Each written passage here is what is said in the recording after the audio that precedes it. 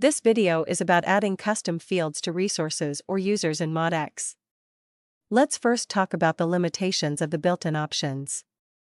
In MODX, the user data is split between two classes. The class modUser, which corresponds to the database table modX_users, contains the fields for the username and password amongst others. Other fields like email, phone, or address are stored in the class modUser profile. That's the database table modX_user_attributes.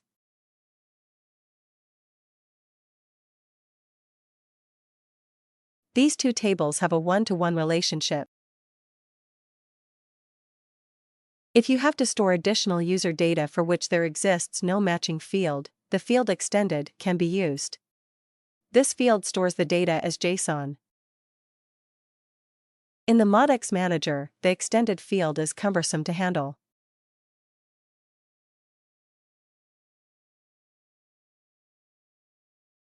The field keys have to be entered manually for every user. And the UI is a bit confusing.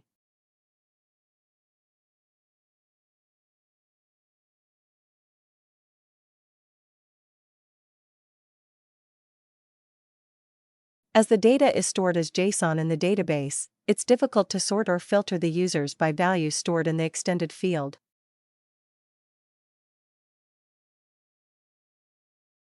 Let's say we want to sort the users by their score with SQL. First, we have to use the function JSON_extract to extract the score from the JSON string.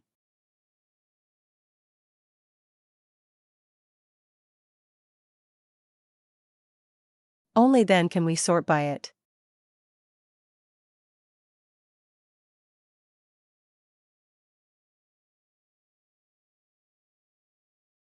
But the sort order is wrong because the score is stored as a string. So we also have to add a cast to convert the values to integers. For a handful of users, this might be okay. But if you have a lot of entries with different fields you want to use for searching or sorting, a separate column for every field is preferable. You can use the correct data type for every column and add indexes for quicker access. For extending resources in MODX, the default way is to use template variables. The resource data is available in the class modResource and stored in the database table modX_site_content. The table has columns like page title or content.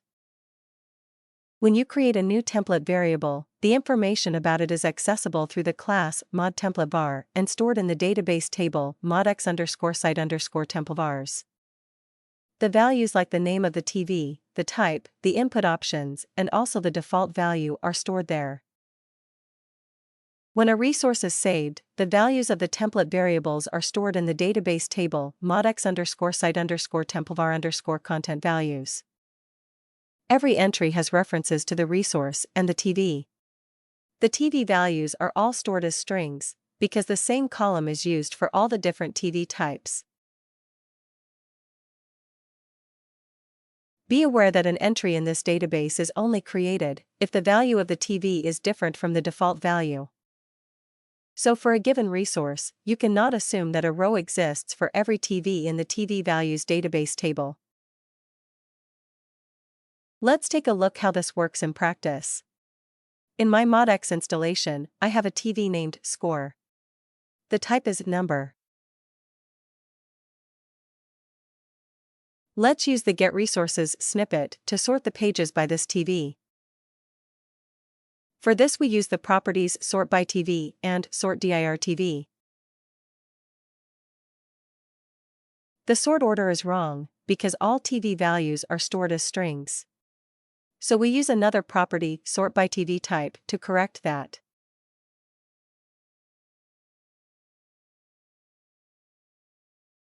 The sort order is now correct. Let's take a look at the SQL query that getResources uses for this case. All three database tables we discussed are joined for this query. The TV value, if available, or the default value otherwise, gets cast to an integer. This value is then used for the sort.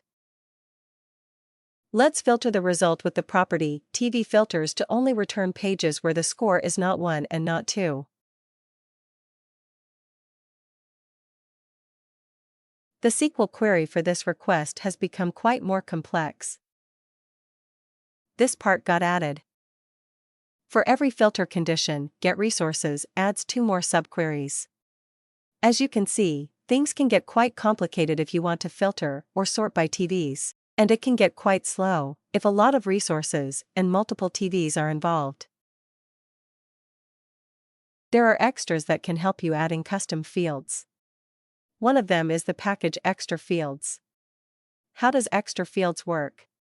It directly alters the database table modX_site_content to add more columns. Is this a good idea? I'm not sure. It at least creates the potential for naming conflicts with future versions of MODX. So if you decide to use this extra, keep in mind that it alters the core database tables and make sure to choose unique names for your custom fields. Let's install the package ExtraFields to see how it works. The package creates a new manager page to manage the custom fields. It's under Extras ExtraFields. In the tab Fields, you can create new fields. We choose the table where the field should get added to. We give the column the name Score, select Numeric Field as the field type from the list of options, and set a default value. When we save the entry, in the background the database table is changed. We can see that by checking the table modX_site_content in phpMyAdmin. The table now has a new column, Score. In the Manager page, we expand the settings for our field. A caption and field description can be added. There are additional settings specific to the selected field type. Under Position, you can choose where this custom field should appear when resources are edited. We choose the Document tab and the region on the right. Under Availability, you can select for which templates or resources this field is displayed. Let's save the entry and check the result. When editing a resource, the custom field now gets displayed in the selected position and a value can be entered.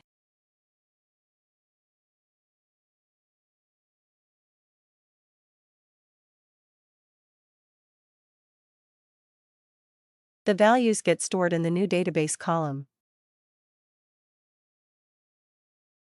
To output the value of a custom field in a resource, the normal MODX resource field tag, with the asterisk, can be used.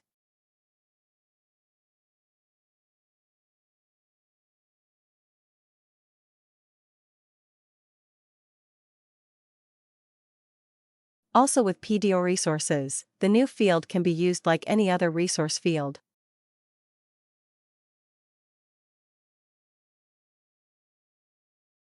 The field can be used to sort the data.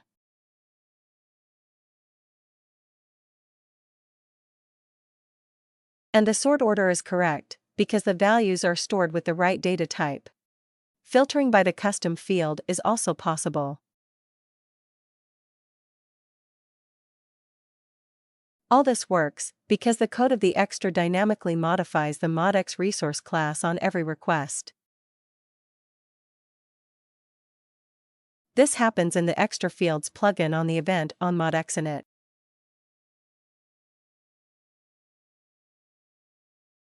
Here for every custom field, the information is added to the MODX class without the need to change the core MODX PHP code.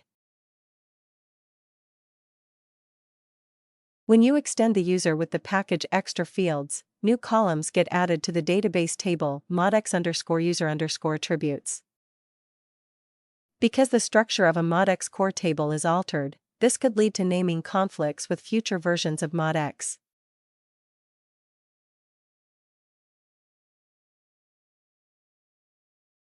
In the ExtraFields Manager page, we first add a custom tab that gets displayed while editing users. We give it the name Custom Fields. We save the item and go to the Fields tab. Adding a new user field works pretty much the same as adding a resource field. The only difference is that we select user from the table drop-down.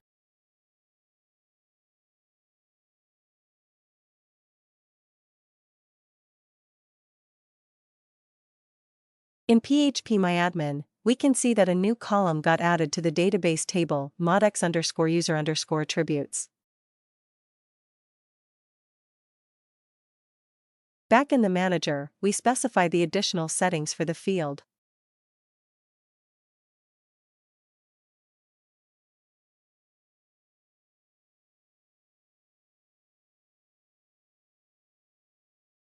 Under Position, we select the custom tab we created earlier.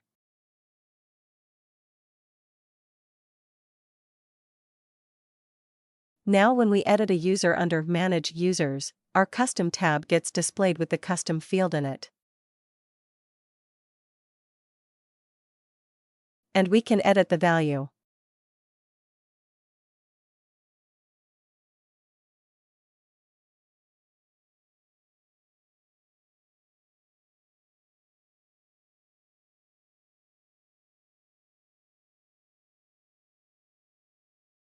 The values are stored in the new database column.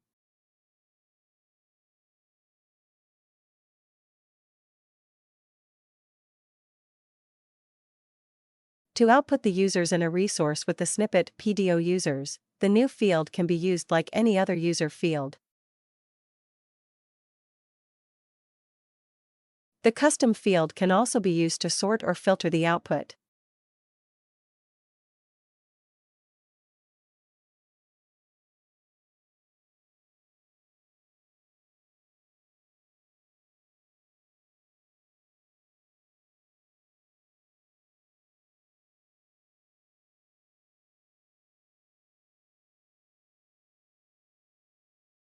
Another extra that can help you adding custom fields to a resource is ClassExtender. With ClassExtender, you create a new custom class resource data in the namespace extended resource. The corresponding database table is called ext_resource_data. The class has a field resource data_ID that is a foreign key for the resource ID. The other fields are your custom fields. This class has a one-to-one relationship to the class modResource. Let's see how this class can be created. First, we install the ExtraClassExtender.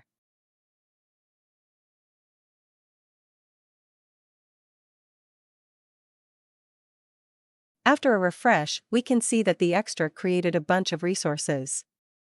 These resources can be used to create the custom classes. And there are example resources that show how to use the various snippets that come with ClassExtender.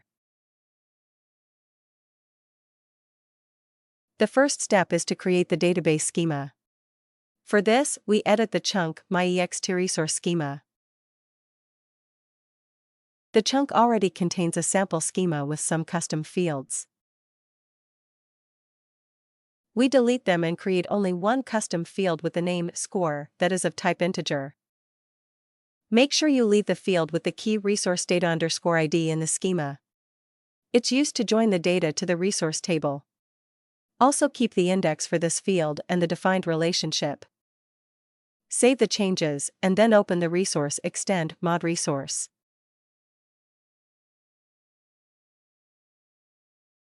View the resource, preferably logged in as the admin, and submit the form. The schema in the chunk gets parsed and the class file and database table are created. We can verify this in phpMyAdmin by taking a look at the table ext_resource_data.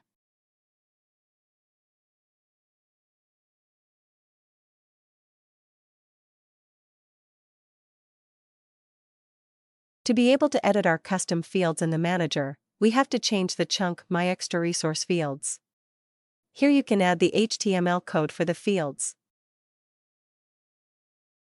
We keep only one field from the sample code and change the input type to number. Make sure that the name of the input and the placeholder for the value correspond to the name of your custom field.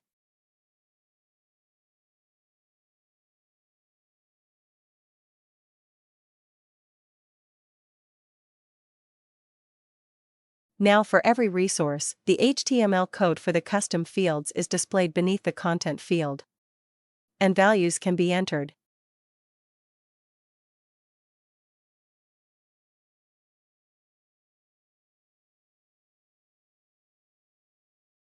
Let's check that these values got saved correctly.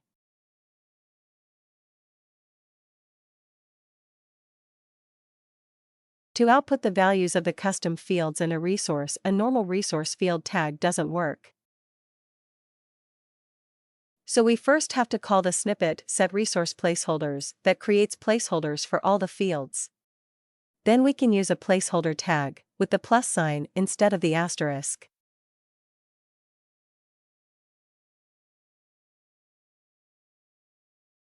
In order for MODX version 3 to automatically load our custom classes on every request, let's create a bootstrap file as described here in the ClassExtender documentation.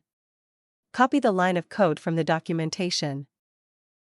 Then create a new file under Core, Components, ClassExtender with the name bootstrap.php. Add the PHP opening tag, paste the copied line, and save the file. Back in the manager, in order to output the custom fields with modResources, we have to add new properties to the snippet call. With the property left join, we define how the MODX resource class should be joined to our custom class for this query. Make sure to use 2 backslashes to separate the namespace from the class name to create a valid JSON string. As the alias, we define the string data, which is then later used to select columns or filter rows. We also define the join condition. The second property we need is the property select. We define that all columns from modResource should get selected, and then we supply a list of fields to select from our custom class with the alias data. Here the list only contains the field score. With these settings, the values of the custom field now get displayed. Let's take a look at the SQL query that was used by modResources. The MODX resource table gets joined to the custom table with the condition and alias we defined. And score is in the list of columns that get selected. To sort the data by our custom field, we can use the sort by property.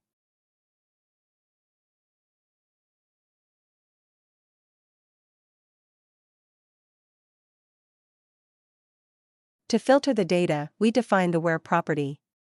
Make sure to use the alias as a prefix for the custom field here.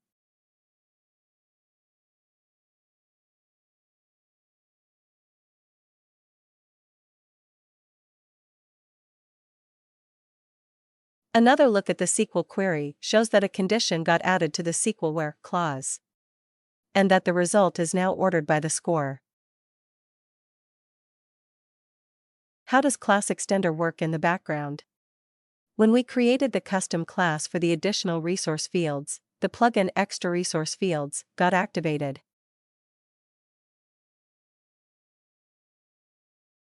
This plugin first loads the custom data. On the event onDocFormRender, the HTML code from the chunk gets parsed and added to the output. You may have to adapt this code if the custom field should only be displayed when you edit resources with certain templates or IDs. On the event onDocFormSave, when a resource is saved, the parameters from the superglobal $_post get saved to the custom class if the values have changed. On the event onEmptyTrash, the corresponding row in the custom table gets deleted. ClassExtender can also be used to add custom fields to the user. In this case, a new custom class userData in the namespace extended user gets created. The corresponding database table is called ext_user_data. The class has a field userData_ID that is a foreign key for the user ID. The other fields are your custom fields. This class has a one-to-one relationship to the class modUser. To create the custom class, we first have to adapt the database schema. For this, we edit the chunk myExtUser schema. We delete some of the sample fields and add a new one with the key score and type integer. Make sure you leave the field with the key userdata_ID in the schema. It's used to join the data to the user table. Also keep the index for this field and the defined relationships. Save the changes and then open the resource extend modUser.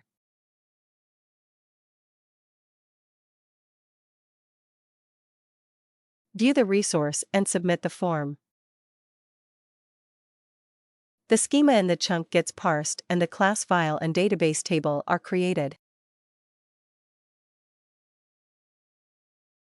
We can verify this by taking a look at the table ext_user_data in phpMyAdmin.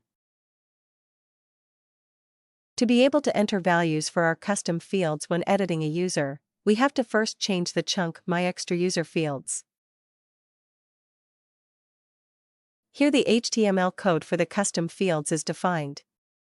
We keep the input fields for first name and last name and adapt one of the remaining ones for the column score. Make sure that the name of the input field and the placeholder for the value correspond to the name of your custom field.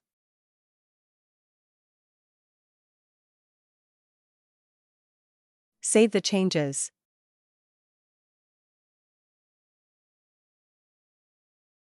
Let's take a look at the plugin ExtraUser fields to see what ClassExtender does in the background. This plugin was enabled when we created the custom class for the user fields. In the plugin, the code first loads the custom data.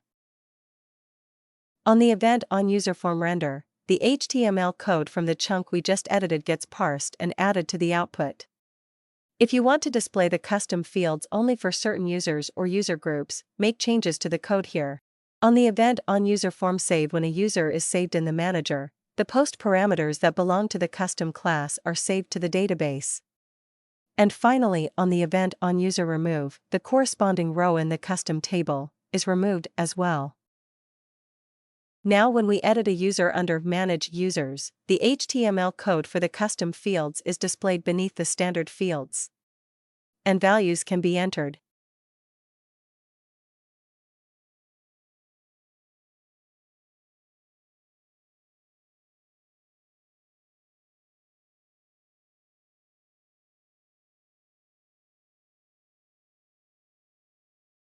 Let's go to phpMyAdmin and verify that the values got saved correctly. To output the values of the custom fields in a resource for a certain user, we first have to call the snippet setUserPlaceholders with a property userID. This snippet creates placeholders for all the user fields.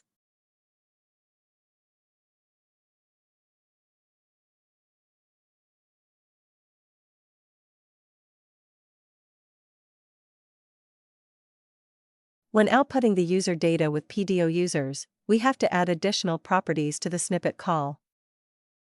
With the property leftJoin, we define how the MODX user class should be joined to our custom class. We specify the custom class. Make sure to use 2 backslashes to separate the namespace from the class name. As the alias, we define the string data, which is then later used in the join condition and to select columns. With the key on, we define the join condition. The second property we add is the property select. With the alias data, we define a list of fields to select from our custom class. Here the list only contains the field score. With these settings, the values from our custom field get output. To sort the data by our custom field, we can use the sort by property.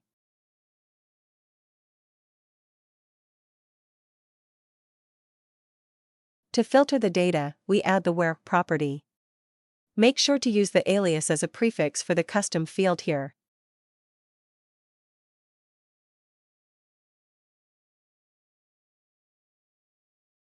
Let's take a look at the SQL query that was used by PDOUsers. The MODX user table gets joined to the user profile and to our custom table with the condition and alias we defined. Score is in the list of the selected columns. In the where clause, a condition got added to filter by the score. and the result is ordered by our custom field.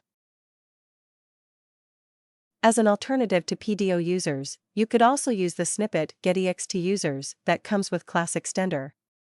There exists an example resource that shows how to use this snippet. As a summary, ExtraFields directly modifies the MODX classes. This makes it very easy to output the values of custom fields in the resource content. ClassExtender, on the other hand, creates custom classes. This requires the use of additional properties in the PDO tool's snippet calls. ExtraFields is simple to use. It provides many predefined field types and ways to display the custom fields in different locations on the editing page. For ClassExtender, a deeper knowledge of MODX is required. You need to understand the syntax of a schema, and if you want to use more complicated field types or show the input fields in a different location on the manager page, you have to program that yourself.